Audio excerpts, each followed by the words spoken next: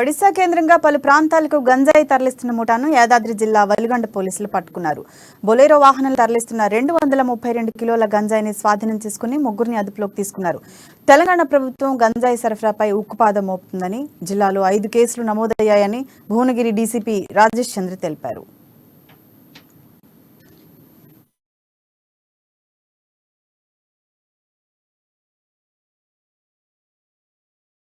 వద్ద నుంచి 232 kilos of ganja and ఈ సరఫరాకి ఉపయోగించిన Bolero trolley vehicle and mobile phones కూడా సీజ్ చేయడం జరిగింది.